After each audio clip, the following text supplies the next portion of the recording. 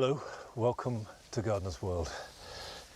And it's Easter, which is probably the most important time in the whole of the gardening calendar. The key thing about Easter is not just the extra time we've got in the garden, it's the time of year. This is spring. So we've got months and months of glorious garden and sun ahead of us, so let's make the most of it. And what I'm doing at the moment seems like a mundane job, but actually it's the beginning of something quite big, because this is a fern called Dryopteris Felix Mass. And over winter, they give really good colour and structure. But as you go into the new year and the beginnings of spring, the ferns start to brown and collapse. But more importantly, the new growth is just about to unfurl. So I'm cutting these all right back to allow light and air in and revealing a tight knuckle of new growth that unfurls like a spring. Now, coming up on today's Easter programme. Carol visits RHS Rosemoor and gives us a guided tour of the very best of their spring flowers. This great river of blue leads you down to what has to be the most special of plants, and it's absolutely magical. And the presenter and ex-Royal Marine JJ Chalmers tells us how Pittencrieff Park has played such an important role in his life. It's amazing how a park, a green space, can just be the answer to any number of problems at whatever stage of your life you're at. And I will be giving you a masterclass in mulch.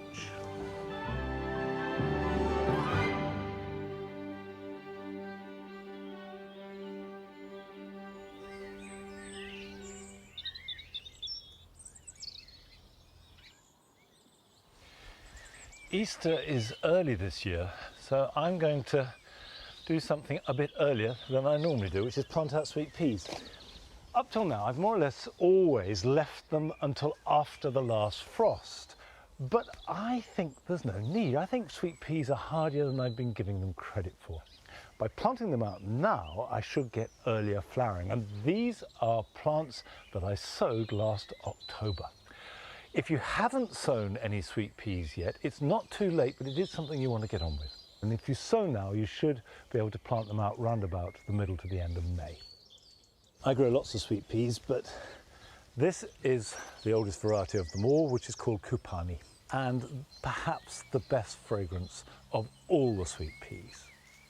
You can see that in the pot there are 3 plants, and I always sow 3 seeds to a pot this size, and I will plant the whole thing, I won't break it up, at the base of each of these supports. Now the soil does need to be rich, so if you've got sandy soil or chalky soil, add plenty of compost or manure. So we just knock that out the pot. You can see a good root system, and then we'll put that in. And you almost can't feed them too much. These are very hungry plants. If you've got a very leggy sweet pea, you can just pinch it out. Just take out the top third or so above a side shoot. And that will produce more side branching and a bushier plant, and in turn that will give you more flowers. Now always plant on the inside of the support. It means that you can focus your watering, and these are plants that mustn't dry out. Make sure that they have a soil that will retain moisture, maybe a mulch that will stop evaporation, and give them a good soak once a week.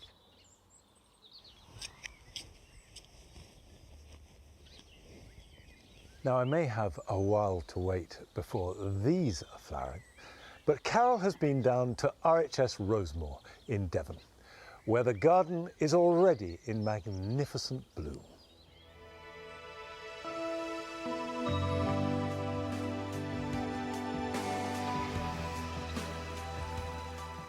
Who doesn't love spring?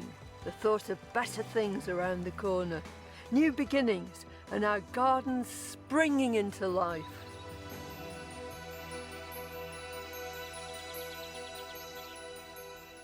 And nothing announces the spring better than these glorious daffodils. This is Narcissus pseudo-narcissus. It's our own native Lent lily. But you know, spring planting is not all about daffodils. I'm going to introduce you to some plants, from the magnificent to the minute, that tell us all that spring has well and truly arrived.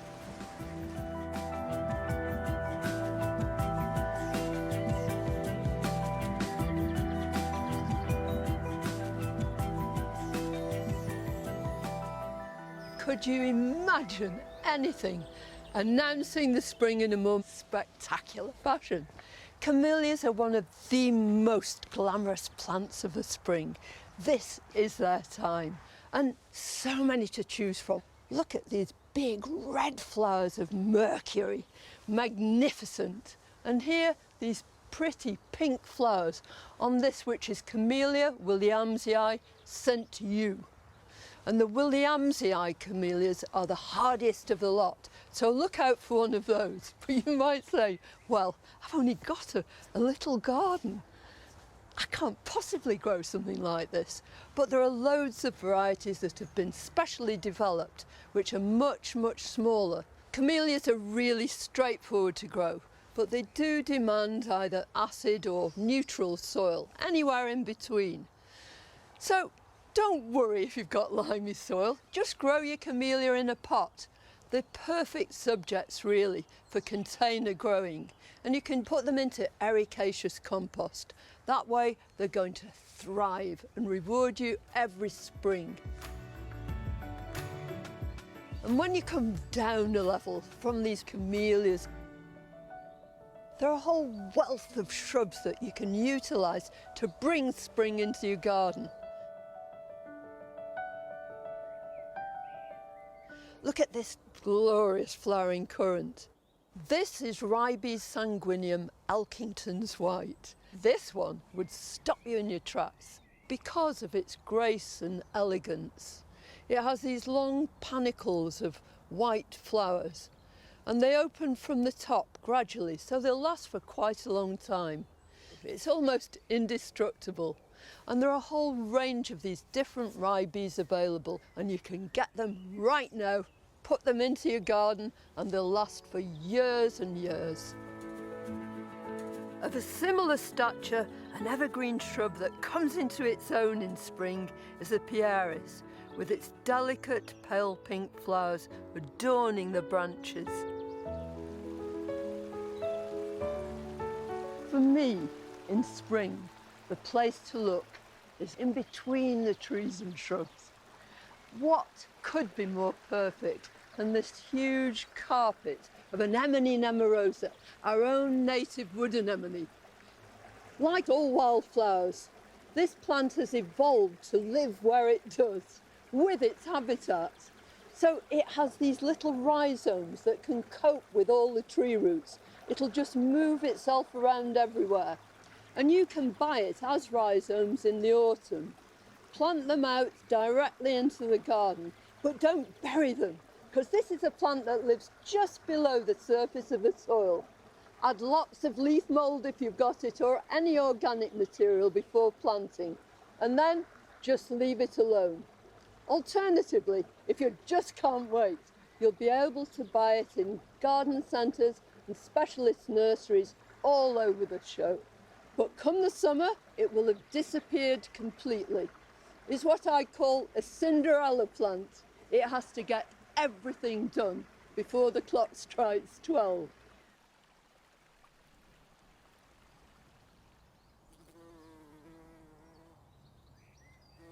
I'm surrounded here by this beautiful buzzing. These pulmonarias are full of bees. Now, these have to be one of the very, very best plants for carpeting the ground. It'll grow in full sun, but it's happiest in dappled shade. They're nearly all evergreens too, so you've got these glorious leaves right the way through.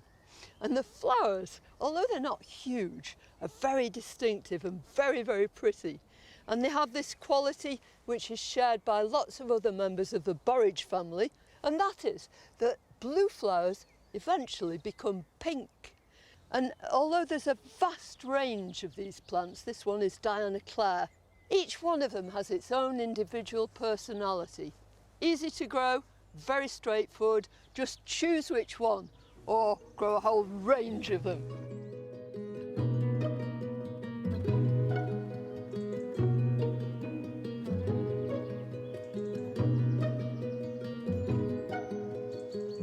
This great river of blue leads you down to what has to be the most special of plants. It's called Trillium kurobayashii, and it's from North America, and it's absolutely magical. It looks almost kind of dark and dangerous. Now, all trilliums, as you'd expect from their name, have everything in threes. 3 petals, 3 sepals, and the leaves themselves are in threes too. You very seldom see these for sale, although you can buy them growing in pots. The reason for that is that they're nearly all grown from seed, and those seeds take 7 years to produce a flowering plant. So they're a bit on the expensive side, but what an investment. Year after year, they're going to increase and increase. You know, money's no object when it comes to a plant like this. Smaller still, there are some spring plants that are perfect for the tiniest of spaces. Now, this is a proper alpine house, but there's absolutely nothing here that with a bit of care you couldn't grow anywhere. On your terrace, even in a window box. But if you're growing them in pots, it means that you can carry them when they're at their very best, their very most beautiful, to wherever you like and enjoy them. But how about something like this? This is a saxifrage. If you look at it closely, it's composed of a whole mat of these little crunchy rosettes, and from each one sparkles this glorious pale lemon flower. As easy as anything to grow. This one needs full sun, but this is a mossy saxifrage, so even if all you've got is a dark, dark corner, then this is the plant for you. As easy as can be. You can split it, divide it, make more, and it will reward you with this lovely show. It's a picture in a pot. It's an absolute delight. And these are things that we can all grow. And what do? They tell us that spring is well and truly here.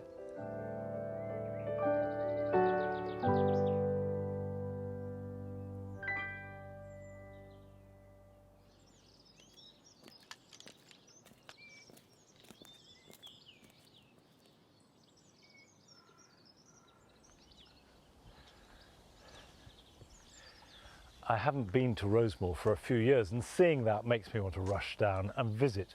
And I'm sure the same is true for you. But hold on, because the RHS are only allowing visitors by prior bookings, which you need to go to their website to make. Now, for all the 30-odd years that I have been gardening, one of the same topics comes back again and again: how to control invasive bamboos. And of course, some bamboos, like for example the sassas, can be very invasive, and they cover ground with runners and they pop up, and those are a problem and certainly shouldn't be planted if your space is at all restricted. But there are many, particularly some of the Stylostachys bamboos, that in this climate are clumpers. Their growth tends to be much more upward rather than outward. And some, like the Fargesias, can be grown in pots perfectly well. But to keep it looking really good, you do need to thin it out, which is what I'm going to do. And you can see that some of these canes are much bigger than the others. And the reason for cutting it is to remove the larger canes, which of course then you can use, and also to let light and air in so the other canes can form uniformly. The secret is to get right down to the ground. Make all your cuts at the base of the plant. Don't be tempted to chop it anywhere higher than 1 inch or 2 off the ground. Now look at that. How about that? Absolutely fantastic. This is actually the first bamboo harvest that I've made here at Longmeadow, and I won't waste it. I'll strip the side shoots off and I will use these in the garden. Now we're making our first visit to one of your gardens this week, and it's taking us down to Cornwall, where Sophie Painter shares her garden with us, and its inspiration is drawn from an unlikely source.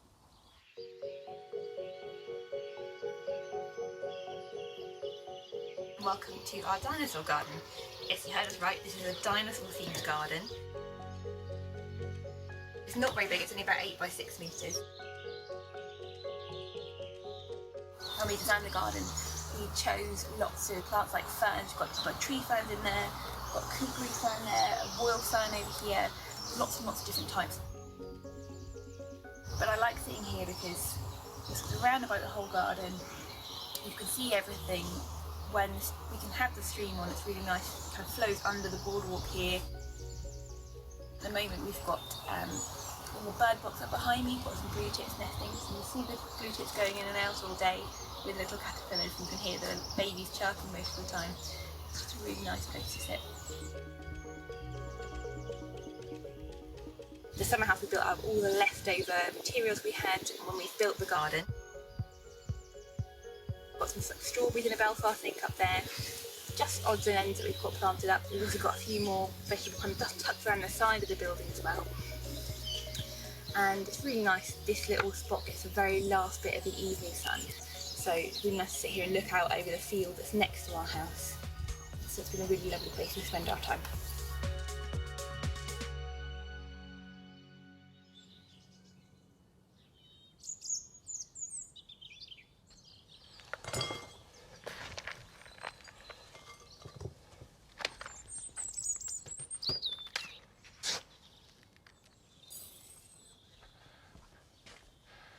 I confess that I have never understood the attraction of dinosaurs, but I love the fact that Sophie has made a garden from a passion, and as a result, it's full of love, full of interest, and that's the secret of great gardening. Now, if you want the #1 gardening tip at this time of year, it is to mulch.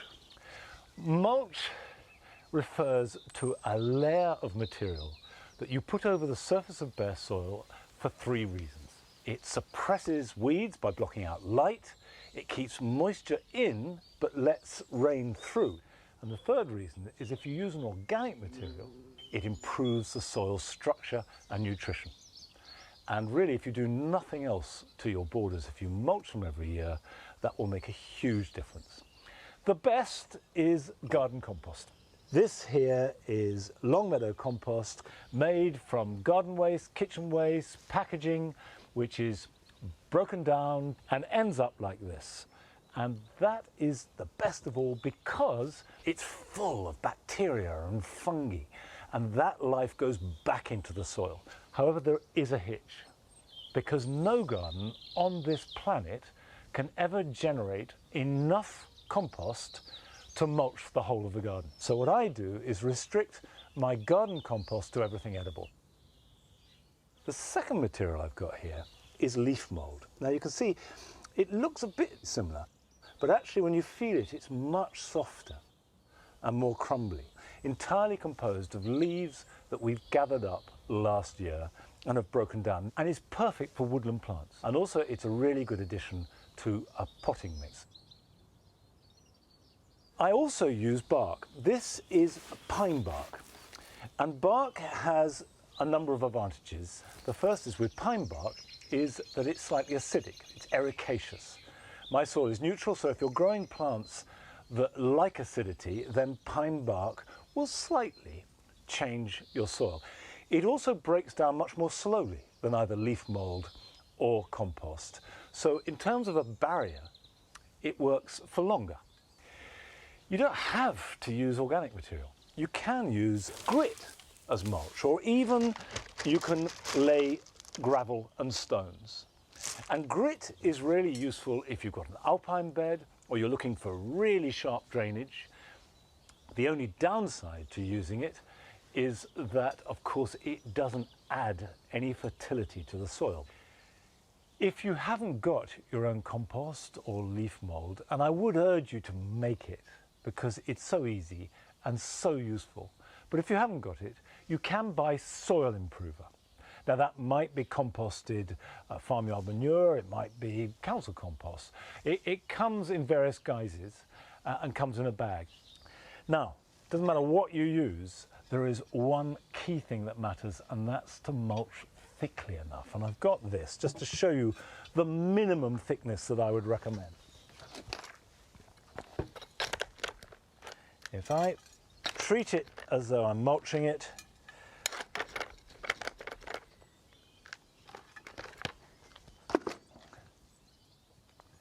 you want a layer that is at least that thick over the surface of the ground, and far better to mulch half a border properly than the whole thing too thinly. And if it's thick enough, that will stop the light getting through, it will keep the moisture in and improve the soil, and then you can do the other half the next year. So mulching, whatever you use, is the best and kindest thing you can possibly do to make your garden look fantastic. Now, the plant that is looking most fantastic in the garden at the moment is the daffodil. This is their moment, and they are an absolute glory. So it seems a good time to visit again the Daffodil Society at their meeting in Pershaw College, where daffodils are treated as rare and precious jewels. Once I discovered daffodils, well, that was it. It's in my blood. You think daffodils in the garden are beautiful, but when you start growing show-type daffodils, it just opens your eyes to what daffodils are. Well, the Daffodil Society hold one major show every year, and this year it's at Pershaw College. So this is the last final minutes of everybody preparing to get ready. The biggest flowers will be there, medium, and then the smallest. So that when I stand back, I get that optical illusion that they're all the same size. I've been a member of the Daffodil Society for decades, and it's the oldest daffodil society in the world. It was started in 1898. With the multi-heads, you want them all to be in one clump, I suppose, rather than them all facing different directions. So it looks like one flower rather than having lots of gaps in it.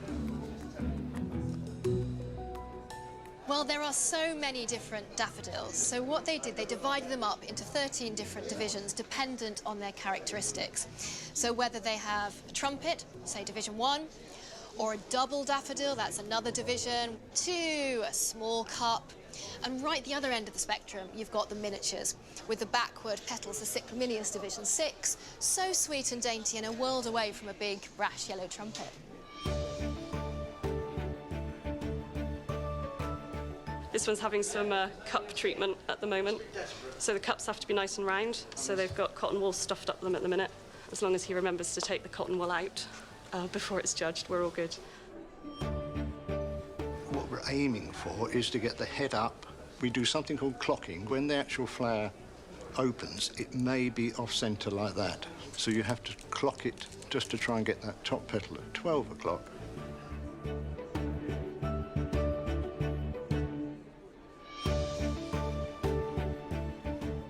Well, Cyclaminius has to point downwards, so in the heat of the room, they start to come up. So if I tie it down, it'll stay down. And the perianths have to sweep backwards, so that helps them to sweep backwards as well. So it's a bit of bondage, as they call it in America.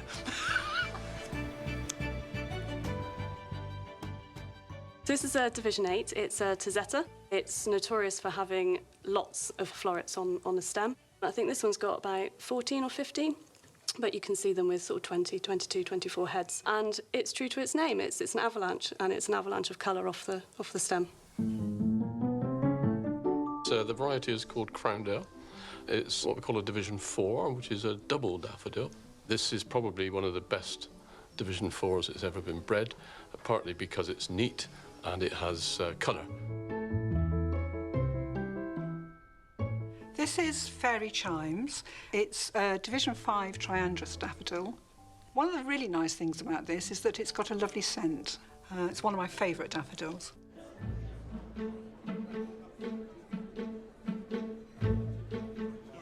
I've been going for about 25 years. I've never seen one that's got 10 out of 10. We are looking for the perfect daffodil. When you're marking them out of 10, you very rarely find one that you give more than 9 to. Yeah, 7.5. 7.5. If a flower got a 9, it would probably get best bloom in show. Never awarded a 10. First, yes. Well, this is really top secret. In this room, judges at the moment have brought in 60 of the best blooms from out in the main show into this room for the top judges to decide which one will be the best bloom in show. We don't that now. No, that can go. We come down to just the 3. This is the presentation of all the trophies and the prizes. So it's really good to see all the culmination of everyone's hard work. Really exciting. Bloom in the show. Whoa! One bloom each. All being won by Ken Harris.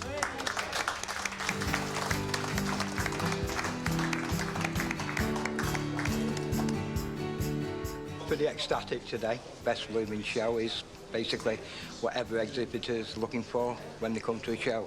I'm pretty pleased, yeah. It got 8 out of 10. We judges can always find some minor fault, but an 8-point flower is very good. That won its division and also was champion bloom in the whole show.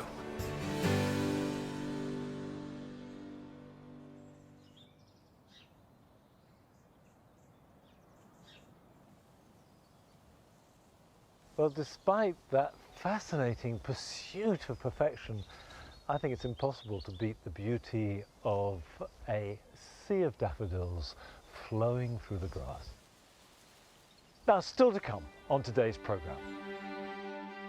We go to Scotland to join JJ Chalmers, who tells us about a park that has played a constant and important role throughout his life. This place most certainly healed me. And I needed a lot of healing at that stage in my life. But first we go to America to visit the garden of a viewer who has come up with an ingenious solution to the problem of raising plants outdoors in the harshest of conditions.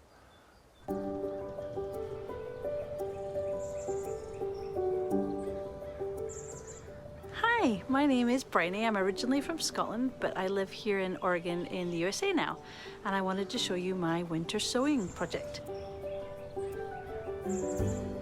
This year I decided to put some seeds into old milk jugs.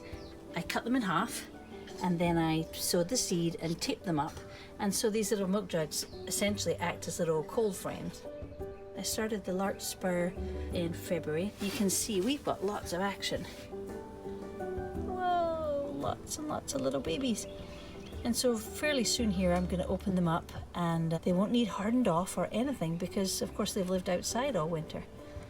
Here's some violas and some linaria. I have some borage. They just look healthy and green and happy.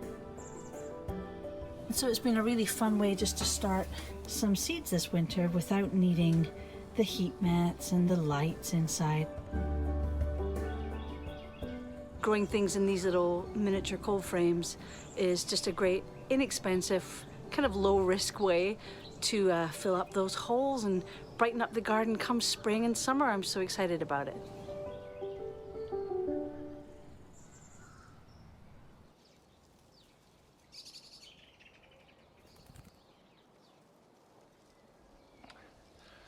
I think that's a very neat and useful tip.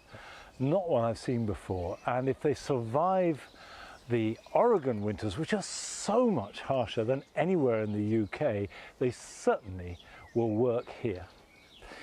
Now it's time to plant onion and shallot sets. Sets are, if you like, a seed onion or seed shallot from which you will then get your harvestable bulb. But in the case of shallots, you get lots of bulbs, whereas with an onion, you just get one. And I'm going to grow them both in the ground and in a container. But the ones in the ground, I'm going to grow on initially in plugs. But let's do the containers first. This is a variety of shallot called Red Sun.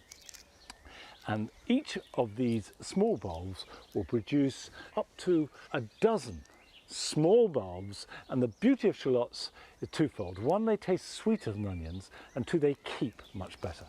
You could do this in a window box or a container or directly into the soil. Just simply press them down so they're half covered. And I think on here we can probably get 2 across. And if your ground is too wet to do this, then wait a little bit.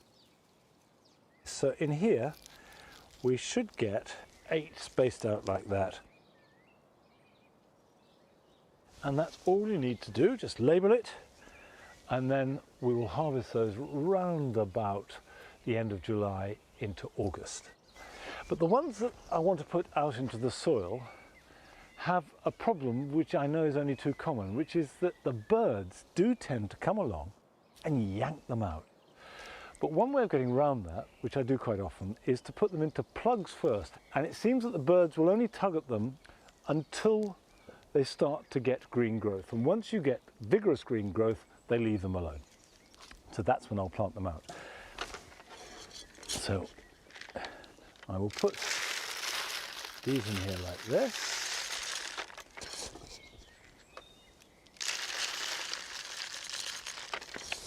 And into this one, I'm putting a different variety. This is called Longor. And there's a clue in the name, because you can see that they are a completely different shape. They're a rugby ball shape. And I can simply push that in, one into each of the plugs. Like that. And then if I put them in a cold frame or in the greenhouse, they will root all the quicker, but they don't have to. They can stand outside, and I can keep the birds off them. And I've got enough here for a year's supply. And as I say, shallots keep very well. Perfect. Exactly the right amount. I will water these. I won't let them dry out, and then when I see healthy green shoots and maybe some roots poking out the bottom of the plug, it'll be time to plant them out, and the birds won't disrupt them. If you can't sow them in a plug and you do want to put them in the garden now, it's not a bad idea to cover them up either with fleece or some fine netting, just to keep the birds off until you see those green shoots. Now, many of us have discovered over the last year just how important our gardens and parks and green spaces are for our mental health and well-being. And we now join JJ Chalmers near his home in Scotland to discover one particular spot that has great significance for him.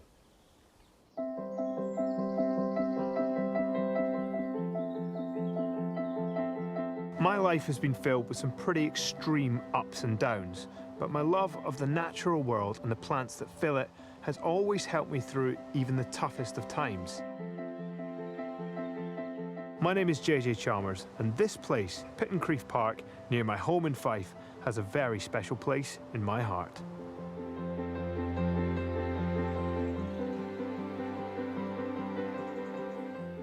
This park has been mine and my family's sanctuary throughout the last few months, throughout lockdown.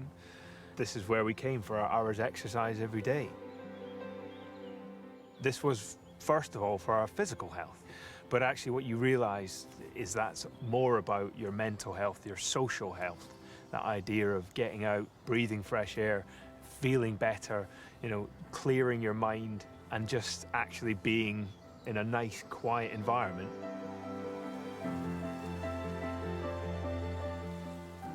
This magnificent lime tree was our base, as my daughter would call it. This was our staging point for all our adventures. It became our castle, it became our spaceship, it became whatever we needed it to be for that day's adventure. I just think it's an absolute postcard tree. It looks like the picture that we all drew as children and my daughter draws now. It's big, it's bushy, with beautiful green leaves. The trunk of it in particular is so magical because it conceals the nooks and the crooks, and this is the first tree that my daughter learnt to climb on.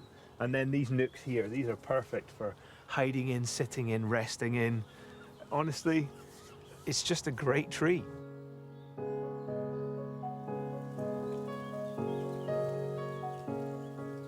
But this place hasn't just been special to me and my family during lockdown. This has been special to me since my family moved here 25 years ago.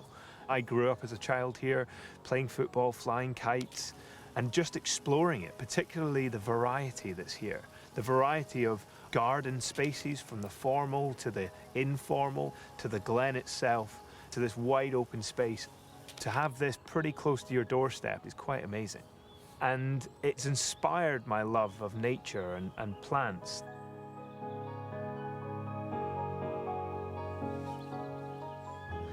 Now, this does remind me of coming here as a kid, because this was like Alice in Wonderland, painting the roses red. And actually, at home, my grandfather kind of cut beds like this into our front lawn and grew his roses in it. So maybe he drew some inspiration from this as well.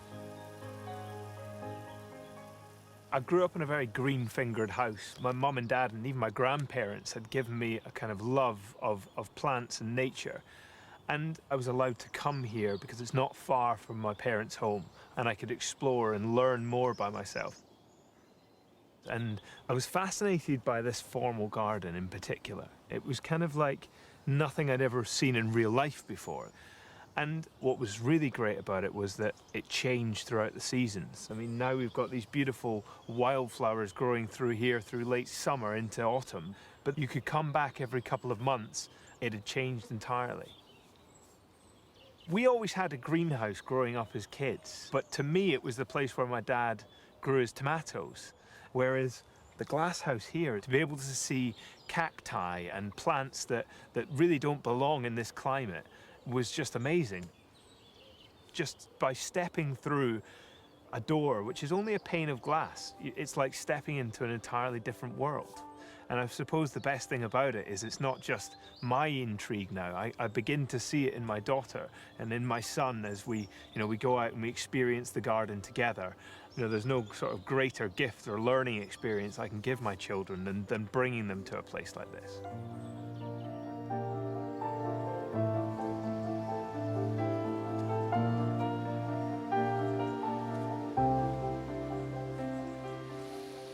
When I was 17, I joined the Royal Marines, and I was very fortunate to get to travel the world and see loads of different places, into the jungles of Belize and to Afghanistan as well. And that was one of the most formative parts of my journey, I suppose.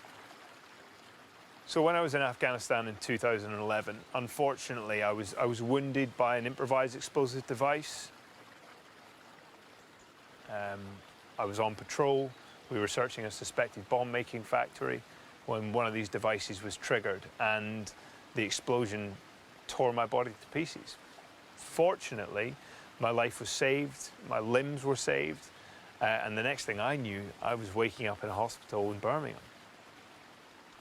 And that's where I would spend the next 9 weeks of my life, not even really getting out of one room, let alone a hospital building, in an entirely new environment that was completely clinical. Hospital was never an environment I'd ever really experienced before.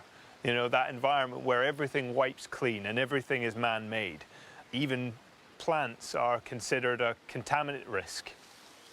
And the idea of coming home was with me from the moment I was picked up by a helicopter in Afghanistan. And actually, one of the things that reminded me of home was this burn. Being in this burn as a little kid, with my wellies on, exploring the undergrowth, looking for minnows or whatever it was with my friends. And so when I finally was out of hospital and I returned to my parents' home, this place was the first part of my rehab.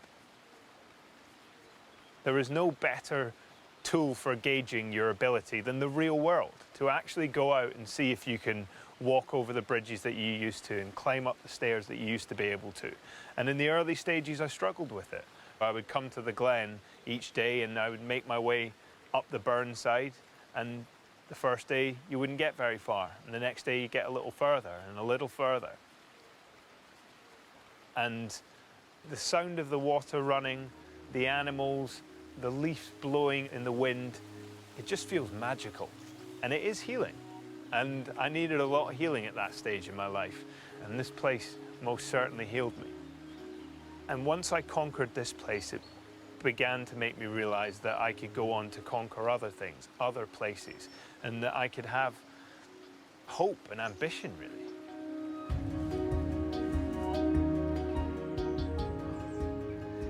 It's such a beautiful time of year. These Regersea leaves are just starting to show their autumn colours. Stunning.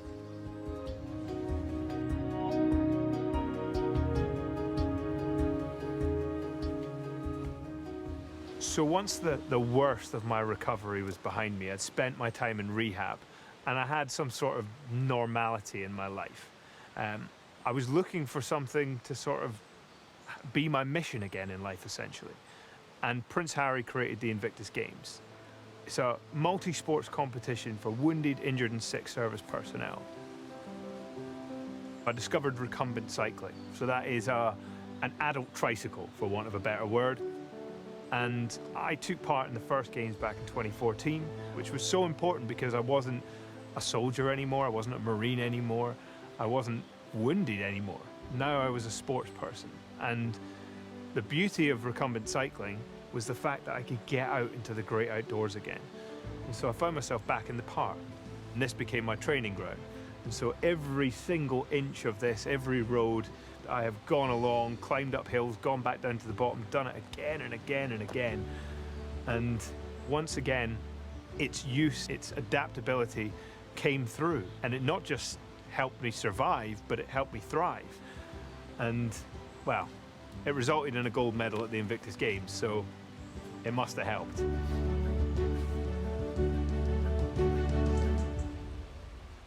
The amazing thing about this place is that with all the challenges I've faced in life, the good times and the bad that I've had, this place has been here. It was the cornerstone of the Invictus Games, it was the cornerstone of the early parts of my recovery. And actually, now I face the biggest challenge I ever have, of being a parent, and this is the place that my daughter learned to ride her bike in. It isn't just helping me, it's helping my family as well. And so it's amazing how a park, a green space, can just be the answer to any number of problems. It provides for you at whatever stage of your life you're at.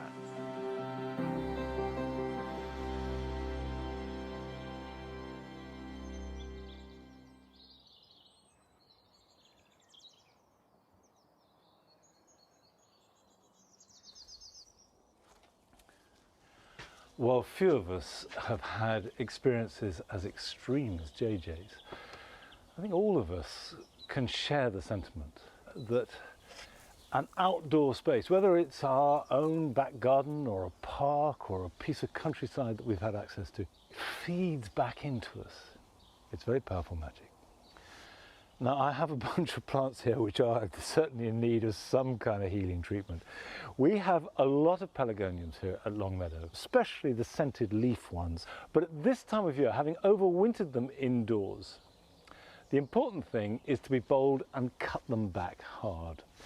If you leave a pelargonium to grow, there's an awful lot of wood and not very much leaf and not very much flower. And if you're growing them for a scented leaf, you want as much of that as possible. And you can see on this is Lady Plymouth, that already there's quite a lot of new growth appearing on these very straggly stems. And the key thing at this time of year is cut it back. And I could go right back to the base. In fact, I'm going to take it off like that, and like that, and there's a nice one there. And then the next thing to do after you cut them back is water them and start to feed them. And you will get good new growth coming through. There we go. This cut material is good for cuttings. So have a jar of water to hand, and anything which I think is suitable for cuttings, I put in the water, and then that will stay good for another hour or so before I get back to the potting shed. And they take very easily from cuttings.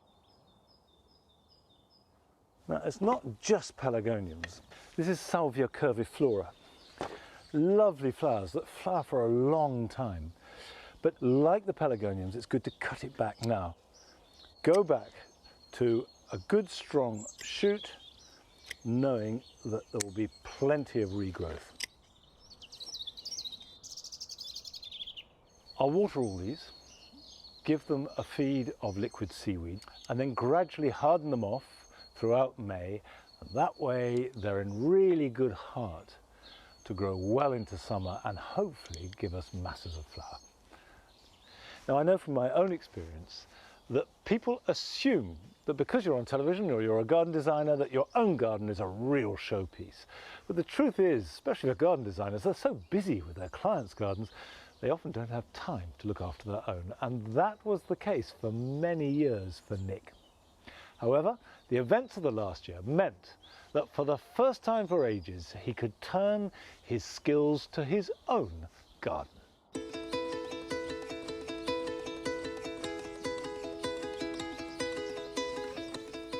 I've been aching to get on with my garden ever since I moved into my flat 3 years ago.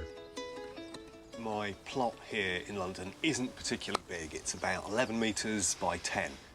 Luckily, I'm starting with a fairly blank canvas, and I want to make the most of every single centimetre that I've got.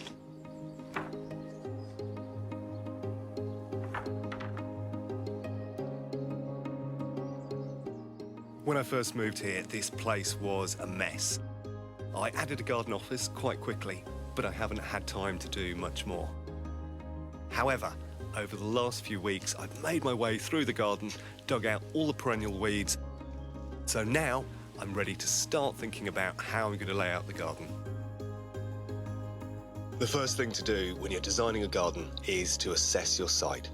What you want to leave and what can go. In my case, I'll be keeping the shed, the fence, and the terrace.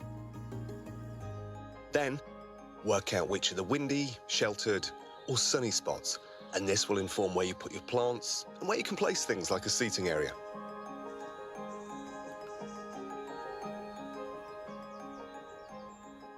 Unfortunately, the property's north-facing, so that really limits things, but I do get a window of 6 hours of light, which comes into this area of the garden. In other words, the place where I've chosen to put the veg in, and anything that says it needs full sunshine does mean a minimum of 6 hours of light. As my garden's sloping, I'll terrace it, which will also help me to maximise growing space. When it comes to laying out paths and terraces, there are a certain few basic dimensions it's worth being aware of. So if you're looking for a single path, about 1.20 metres is an ideal width. I've got a little bit skinnier here because I want to maximise the growing space. The next thing to consider is materials. Being London, I've decided on a brick or a paving block that's got that sort of typical London clay look to it. They're lovely, they're really variable. I think they'll work together quite nicely.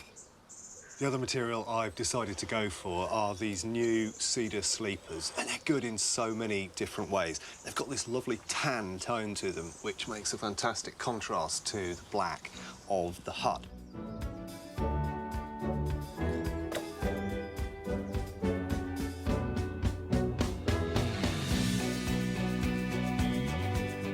"5 months on, and it has been transformed. The hard graft has paid off. The terracing, cedar edging, paving, and structures fit neatly into the space. And of course, there's the planting. I'm really pleased with it.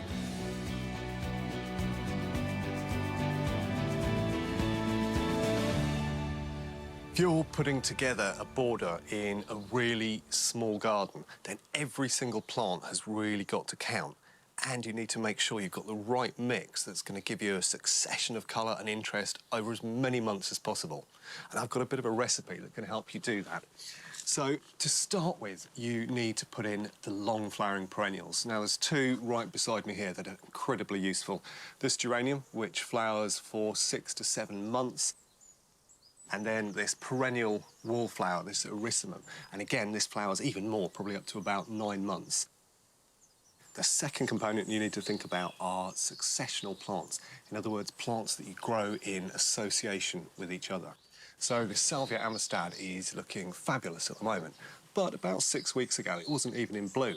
However, at the start of the season, I planted a mass of orange lilies underneath it, so they were looking fantastic. Just as they finished, of course, the Salvia came into bloom. I cut back the lilies, and it kept the colour coming. And then the third component for creating a great successional border is the slot-in plants. They tend to be annuals, and I've grown several in the glasshouse this year, which I've slotted into the front of the border as earlier flowering species have finished. So 2 examples of that are this Cerinthe, just here, just pushing into flower. I put this in about a month ago. And then running all the way through the borders, I've got this lovely Tropiolum. It's got this fantastic variegated foliage, and it just weaves its way through everything. With these 3 simple planting strategies, if you follow them, you'll have months and months of colour in your garden.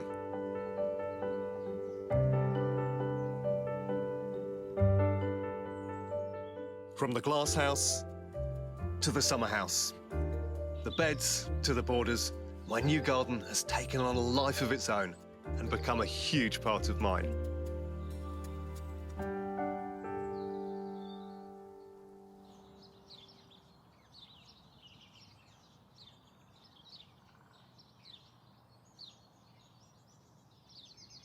The extraordinary thing about gardens is you don't have to be an expert to know exactly what Nick is talking about, to share that same rich reward that even the most basic gardening does give you. And certainly at the moment, the hellebores are at their very best.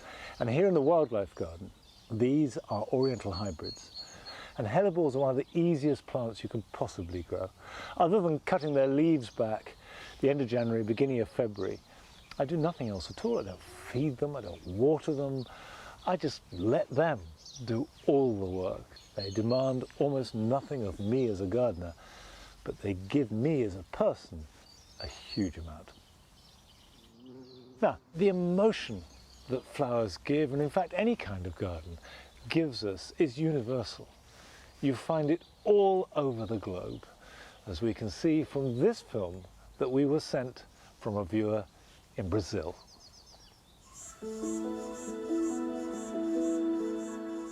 Hello, my name is Carlos Lage, I'm from Brazil, and this is my garden.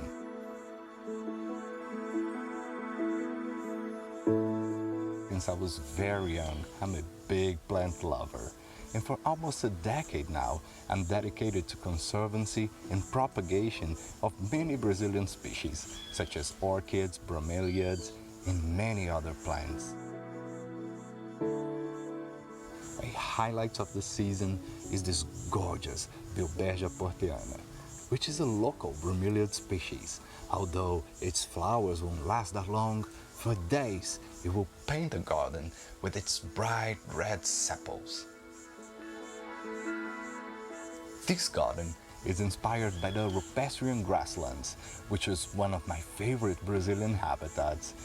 About 15% of all Brazilian species are concentrated in these areas. That covers less than 1% of our continental territory. These plants are extremely vulnerable, so it's crucial that we understand them in cultivation. In times like we're experiencing now, everyone is invited to see the world through gardener's eyes and plant seeds for a better future. And although it's quite different than the gardens you guys have in UK, Gardener's World is such a big inspiration for me. So thank you. You have a huge fan in Brazil.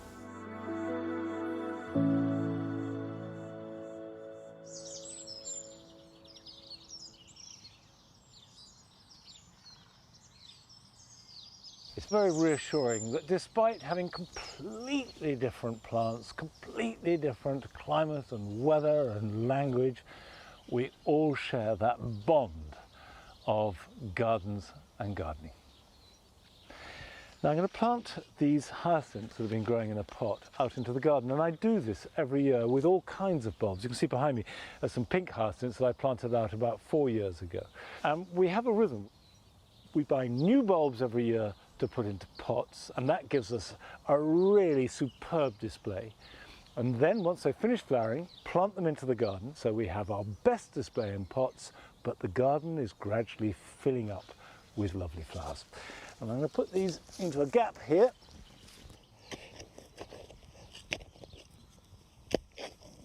There we go. And just take it out the pot and pop it in the ground like that.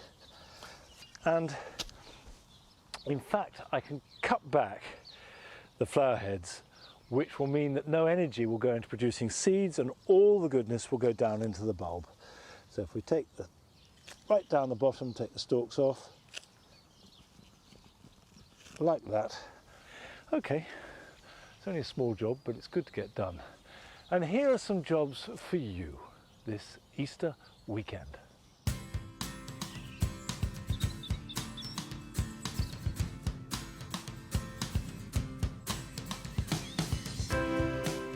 Mediterranean herbs such as sage get very straggly after winter.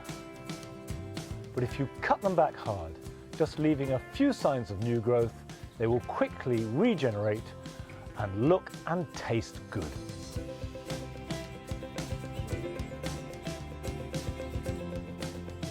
In order to ensure that we have a good supply of cabbages from autumn right through next winter, now is the time to start sowing. Sprinkle the seed thinly on peat-free compost, lightly cover them, water them and put them somewhere warm to germinate. If you're growing tender vegetables, be they climbing beans or sweet corn, or as in my case I've got some artichokes, they can't be planted out until the weather gets warmer, and if you have them in plugs or small pots, pot them on now. And that will keep them as nice, strong, healthy plants and also buy you time because they can live happily in the pot for at least another month or two.